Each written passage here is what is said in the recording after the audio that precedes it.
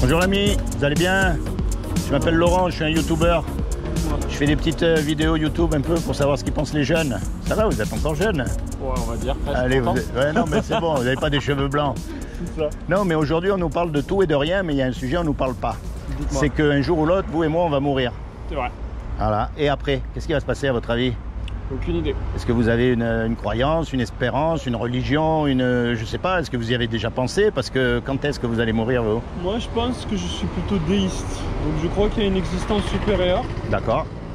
Mais je ne saurais pas dire laquelle, je ne saurais pas dire quelle forme elle a, je ne saurais pas dire ce qu'elle attend de nous. Après, je sais pas quand est-ce que je vais mourir, peut-être demain. C'est ça le truc, c'est qu'on ne sait pas. 60 ans, je sais pas, peut-être que j'aurai un cancer et j'y pars en un mois. Hein. J'ai un oncle qui c'était ça. Hein. Donc voilà, ça va, ça vient, on ne sait pas. C'est très bien comme... donc vous êtes déiste, c'est ça? Ouais, vous déiste. savez qu'il y a un dieu en fait, parce que déiste, c'est ce que ça veut dire, c'est très bien. Deus, du latin Deus normalement. Si donc vous croyez en Dieu en fait? C'est ça. Mais vous ne mélangez pas Dieu avec les religions? Non. Pour moi c'est quelque chose d'autre. On est exactement d'accord, c'est-à-dire que pour moi la religion, ce sont des hommes qui se sont autoproclamés représentants de Dieu sur terre pour dominer sur les autres hommes. Je pense aussi. Mais que Dieu existe, en fait, c'est une évidence même. Oui.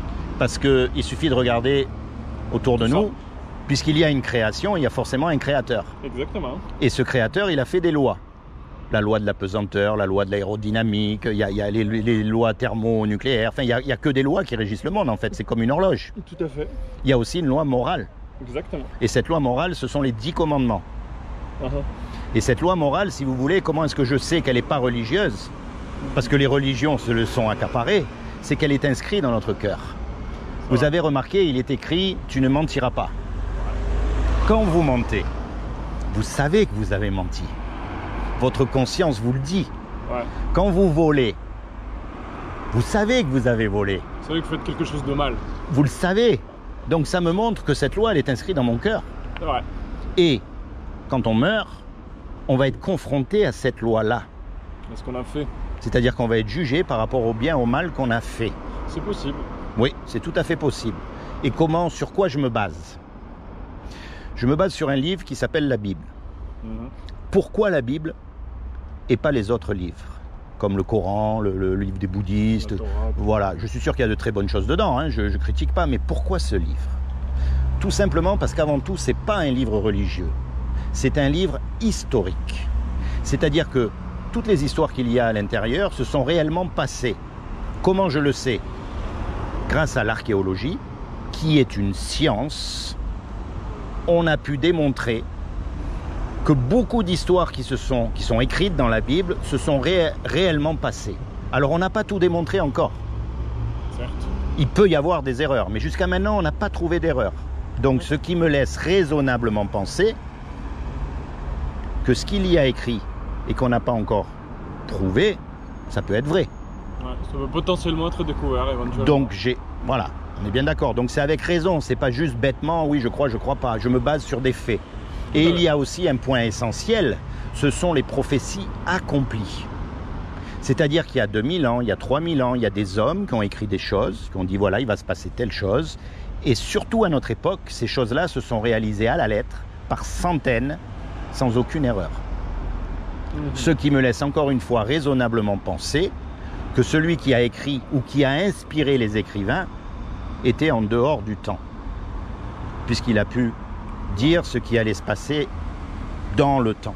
On est d'accord? Mais disons que je peux me baser, puisqu'il n'y a pas d'erreur, on est d'accord. Et ce livre-là me dit qu'un jour on va mourir et que ce jour-là on sera confronté au jugement dernier, comme on appelle. Donc, jusqu'à preuve du contraire, je peux raisonnablement penser que c'est vrai. Et c'est là où on a un problème. C'est qu'on a tous cassé la loi morale. On a tous menti, on a tous volé, on a tous pas honoré nos parents, etc. On n'a tous pas mis Dieu en premier dans notre cœur. On a tous. Logique. Et c'est pour ça d'ailleurs qu'elle est belle cette loi, parce qu'elle nous montre qu'on n'a pas le droit de se juger les uns les autres. En effet. Déjà. L'être humain est imparfait de toute manière. Ouais. Donc, comme on a cassé cette loi, le jour du supposé jugement dernier, on va être déclaré coupable. Tout à fait. Et si on est déclaré coupable, la sentence, c'est un endroit qui est appelé enfer. Tout à fait. mais pas la caricature qu'on en fait, hein. D'accord? Pas le diable avec les petites cornes, avec la queue. Non. Certes. On va dire que l'enfer, c'est un endroit où il y aura des regrets éternels, des regrets perpétuels, des grincements de dents, les vers qui ne meurent jamais, des feux qui ne s'éteignent jamais, séparés de celui qui a créé tout ça. Tout à fait. Plausible. Ça, c'est la mauvaise nouvelle. C'est ce qu'on mérite tous. Parce que vous croyez que le pape, il a jamais menti? Ou qu'il a jamais regardé une femme du coin de l'œil? En plus, eux, parce qu'ils en sont privés, donc ça doit être encore plus terrible. On est d'accord? C'est évident. Non, mais tous les religieux. L'être humain, de toute manière, moi je juge que je pense que les êtres humains ne sont pas, sont juste imparfaits. Ah mais regardez un petit garçon, on n'est pas obligé à lui apprendre à faire des bêtises. Oui, vous avez remarqué? même, Voilà, c'est de naissance. Et il est écrit dans le livre qu'on est conçu dans le péché depuis le ventre de notre mère. Donc ça, si vous voulez, c'est ce qu'on mérite tous. Tout à fait. Et c'est peut-être pour ça que le monde ne tourne pas rond d'ailleurs. Peut-être. Ça, c'est la mauvaise nouvelle. Mais maintenant, il y a une bonne nouvelle dans l'histoire. C'est que c'est Dieu qui a tout créé. Attention, pas le Dieu des religieux. Le même Dieu en lequel vous croyez, c'est-à-dire une intelligence qui a tout créé, tout ça. Tout à fait. Mais un créateur, ça aime ce que ça crée. Normalement. Un musicien, il aime sa musique. Un cuisinier, il aime les petits plats qu'il fait. C'est possible. C'est aussi simple que ça, il ne faut pas compliquer les choses.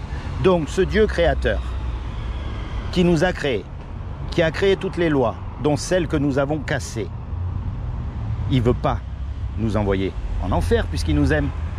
Techniquement, ouais. Techniquement, on est bien d'accord. Donc il a fait quelque chose pour que vous et moi, malgré qu'on soit coupables, on puisse éviter son châtiment. Est-ce que vous savez ce qu'il a fait? Est-ce que vous voulez savoir? On ne sait jamais. Je sais. Hein? Parce que je vais vous dire, soit je vous aurais raconté des salades et on aura rigolé 5 minutes. Soit je vous aurais raconté la vérité et vous risquez de perdre gros. Comme il a trouvé aucun homme de parfait sur la terre, aucun, ni même le religieux des religieux, ben ce qu'il a fait, c'est qu'il est venu lui-même sur terre. Il a pris une forme humaine, ce qui est tout à fait possible pour Dieu. Parce que, imaginez créer ne serait-ce qu'une feuille, on en est incapable, à partir de rien. Possible. Donc lui, il a pris une forme humaine et il est venu marcher sur terre. Quel but? D'accord? Dans le but de nous sauver, justement. D'accord. Et cette forme humaine, c'est Jésus. C'est-à-dire que Jésus, c'est Dieu sur terre. C'est Dieu qui s'est habillé avec un corps et qui est venu pour nous sauver en mourant à la croix. Attention, on met de côté les religions. Parce que je peux vous prouver que Dieu n'est pas religieux. C'est très facile. La religion, encore une fois, je vous ai dit que c'était des hommes, d'accord, qui se sont accaparés Dieu pour dominer sur d'autres hommes. Mais si vous regardez bien, quelle que soit la religion, tout le monde fait pareil, tout le monde pense pareil, tout le monde prie à la même heure, et si vous n'êtes pas d'accord avec eux, ils vous regardent de travers, ils vous chassent, et il y en a même, ils vous tuent. Mais, dites-moi, vous êtes unique. Moi aussi. Il n'y a pas 2 hommes identiques, même les jumeaux, ils ne sont pas pareils. Et ça, depuis des milliards et des milliards d'hommes qu'il y a eu sur Terre, il n'y en a jamais eu de pareils. Eh bien ça montre quoi? Que Dieu ne nous a pas fait des robots religieux. Vous avez subi des injustices que moi, je n'ai pas subies. Vous avez eu des joies aussi que je n'ai pas eues et vice-versa. On a chacun une vie. Eh bien ce que Dieu veut, c'est une relation personnelle avec vous. Ce n'est pas une religion qu'il veut. Mais c'est s'inviter dans votre cœur pour partager votre vie, vos soucis, vos questions. C'est aussi simple que ça, et plus que tout, pour vous sauver du jour du jugement dernier. Vous conduisez la voiture? De temps en temps. Bon, alors vous savez que c'est limité à 130 sur l'autoroute? Ok, allez, tous les deux on prend la voiture et on roule comme tout le monde à 160 ou 150. Possible. On se fait attraper, enfin on paye, on se fait attraper et on a 90 € d'amende à payer. Classique. Bon, mais maintenant imaginez, c'est mon père qui paye l'amende que vous avez cassée. Le juge, il est satisfait. L'amende, elle a été payée. Et vous, malgré que vous soyez coupable, vous êtes libéré. Vous n'êtes pas poursuivi. On est d'accord? Le juge, il ne regarde pas qui c'est qui a payé l'amende. Il regarde que l'amende ait été payée. Ouais. Eh bien, c'est ce que Jésus a fait pour nous à la croix quand il est mort. Lui, lui qui était parfait, puisqu'il est Dieu, par définition, Dieu, il doit être parfait, il a payé à votre place pour que vous soyez libre. Et il vous demande de rien en échange.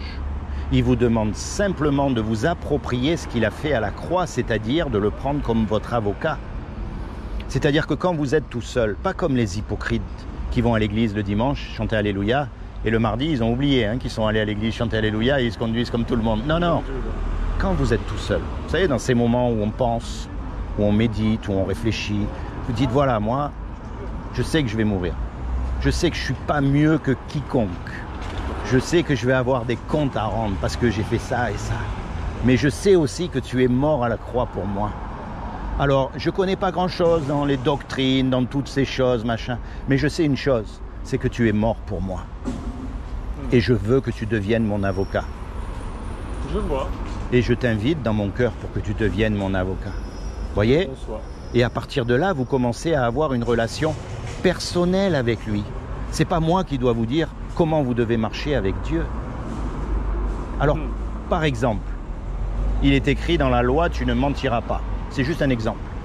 La prochaine fois que vous êtes confronté au mensonge, vous allez dire, là, si je mens, personne ne va le savoir. En effet. Là, je m'en sors bien. Ou alors, là, si je mens, c'est pour faire une bonne action. Tout à fait. Bah, ok. Et puis, dans votre conscience, vous allez dire, oui, mais attends. Jésus, il est mort à cause de ça pour moi.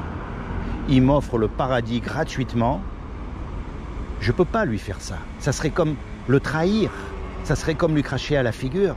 Alors, tant pis combien ça va me coûter. Mais je choisis de ne pas mentir. Vous voyez, c'est pas une religion qui vient s'imposer sur vous en train de vous dire il faut faire ci, il faut pas faire ça, il faut faire ci, il faut faire ça. Non, c'est de vous-même qui disent attends, là je sais que Dieu n'aime pas ça. Parce qu'il est tellement saint, il est tellement intelligent, il est tellement au-dessus de nous. Vous savez, Dieu n'est pas un homme. Dites-vous bien ça. Cette intelligence qu'a créé les oiseaux, les papillons, le soleil, enfin je veux dire, on ne fait pas le poids à côté. Ben, vous allez dire, ben, cet horloger-là, il a dit qu'il ne fallait pas mentir. Je ne peux pas le trahir. De moi-même, personne ne vient vous imposer. Voyez la nuance? Voyez la nuance? Ouais. Et vous commencez à avoir... Vous faites des études encore? Vous travaillez? Enfin, je ne sais pas, 30 ans, non? Bon, eh bien, vous invitez Dieu dans votre cœur et vous le mettez tous les jours dans tout ce que vous faites. Ça ne veut pas dire que vous allez allumer un cierge, que vous allez mettre une soutane, enfin je pense pas, hein. Mais parce que les gens souvent ils font l'amalgame. Non. C'est-à-dire que quand vous sortez le matin, vous sortez avec Dieu et vous marchez avec lui et vous allez faire des erreurs. Le mensonge, il va sortir de votre bouche. Mais vous allez sincèrement regretter et Dieu va vous pardonner. Comme un petit garçon qui apprend à marcher, vous avez remarqué, on ne l'écrase pas, on le relève, même s'il tombe 10 fois dans la journée.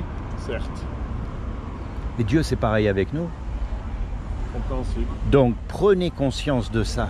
Quand vous êtes tout seul, allez vers Dieu, parlez-lui. Dites-lui, j'ai du mal à croire. Dites-lui, c'est quoi cette histoire de Jésus? Il faut être honnête avec lui. Vous croyez quoi? Qu'il aime les gens qui viennent avec un poème tout fait que tout le monde récite? Bien sûr que non. Il préfère que vous lui disiez, moi, j'y crois pas. Moi, j'y crois pas, mais quand même, il y a quelque chose en moi qui fait que, je sais pas, j'ai des doutes. Voilà, il préfère quelqu'un qui vient dire, attends, et pourquoi ça m'arrive à moi? Il préfère quelqu'un qui soit honnête, comme nous. Certes. On n'aime pas les hypocrites.